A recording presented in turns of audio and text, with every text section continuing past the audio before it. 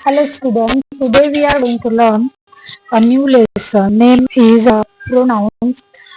We last class we see that the noun and their title. So today we see that the pronoun. Pronoun is a word used in the place of the nouns. Means नामाऐवजी वापरण्यात येणाऱ्या शब्दांना नाम pronoun सर्वनाम असे म्हणतात. प्रोनाउनचे तसे तर 6 प्रकार दिसून येतात.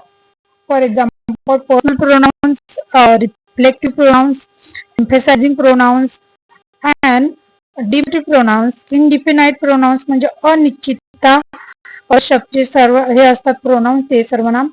देन डिस्ट्रीब्युटिव्ह म्हणजे विभाजक सर्वनाम. देन इंटरॉगेटिव्ह म्हणजे अर्थक सर्वनाम. रिलेटिव्ह प्रोनाउन म्हणजे संबंधी दर्शक प्रोनाउन्स.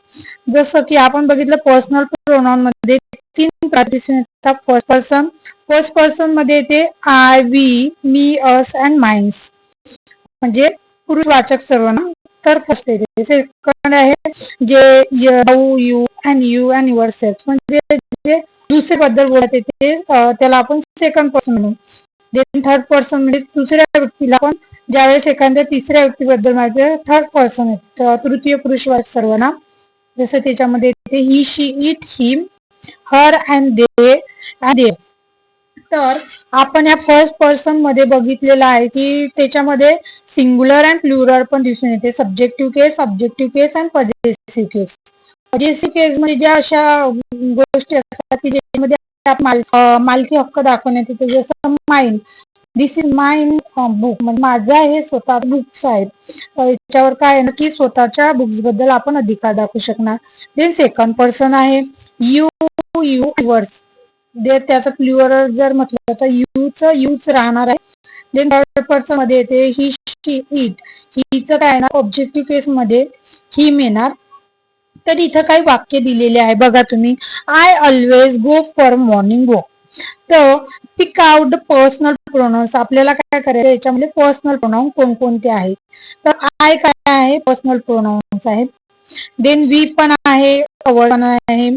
अवर्स इथं काय वाढलेलं आहे subject of the sentence. Let, he keep us. तर तुम्हाला देन तुम्ही त्याच्यामध्ये आहे रिफ्लेक्सिव्ह किंवा एम्फॅसिक म्हणजे फर्स्ट पर्सन मध्ये our self, my, mine, own and ours हे फर्स्ट पर्सन येते रिफ्लेक्सिव्ह.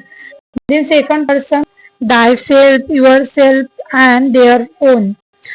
तर याच्यामध्ये काही आत्मवाचक सर्वनामाचे उदाहरण आहे. म्हणजे एखादी गोष्ट जोपर्यंत आपण स्वतः करून बघत नाही तोपर्यंत त्या गोष्टीबद्दल काही आयडिया येत नाही. जसं की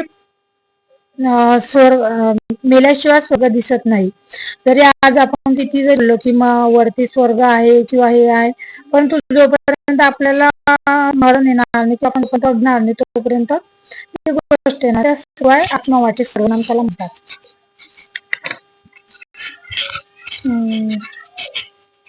देन बघा डिमॉन्स्ट्रेटिव्ह प्रोनाउन्स येते की demonstrative pronouns are used to point out the persons or things for the which they stand. Demonstrative pronouns are these, that, those and these. These आणि that हे सिंग्युलर साठी वापरतात. तर these and those हे दूरच्या वस्तूसाठी. For example this is book, it is near for me, that's why I call it this is book. For if the book is a distance far away from me, that's why I use that. These are books means जेव्हा अनेक शब्द येतील, अनेक books येतील त्यावेळेस मी these हा शब्द वापरणार आणि एकच असेल तर त्यावेळेस this हा शब्द वापरणार.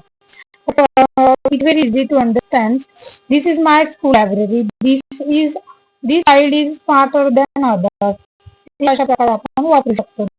आहे इनडिफिनाइट प्रोनाउन्स म्हणजे असे प्रोनाउन्स की जे अनिश्चित असतात, दर्शवतात, अनिश्चित असतात त्याच्याबद्दल आपण सांगू शकत नाही. For example some are fortune favourites, many of these eggs are rotten. Means how much eggs we. जर एखाद्या वेळेस प्रश्न विचारला की किती एग्स आहेत तर ते आपण सांगू शकत नाही. दॅट्स वाय त्याला अनिश्चित असे फ्यू, मेनी अँड सम हे एक्झाम्पल दिले आहेत. देन बघा डिस्ट्रीब्युटिव्ह प्रोनाउन्स. डिस्ट्रीब्युटिव्ह प्रोनाउन्स असे म्हणतात की distributive pronouns are those which show that person things are taken singly or in step rate groups. These pronouns are always singular and such are always followed by verb in the singular. Distribution ज्याचं distribution केलेलं असते म्हणजे विभाजन केलेलं आहे. जसं इच girl one point म्हणजे प्रत्येक मुलगी प्रत्येक मुलगीने का प्राइज जिंकलेला आहे. Each either of the road lead to the roads. When distributive pronouns qualify nouns, they become distributive adjective. Each of these girls, for example, pronouns qualify nouns. एखादं नाव असेल तर ते काय होणार, त्याचं डिस्ट्रीब्युटिव्ह ऍडजेक्टिव्ह सुद्धा आहे. He referred the two or more persons.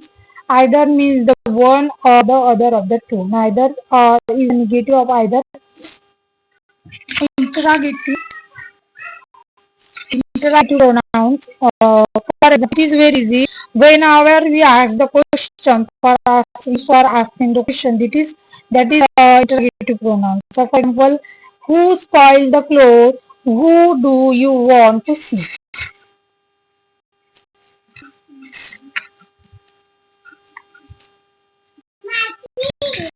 Then it is related pronouns. It is last pronoun for us.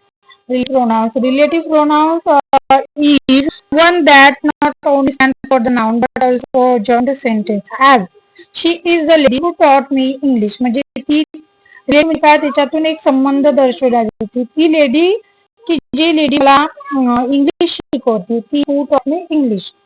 जे मला इंग्लिश शिकवते, जो कोणी मला इंग्लिश शिकवते तो कोण आहे, एक लेडी आहे. म्हणून हे त्याचा एक संबंध दर्शवतात.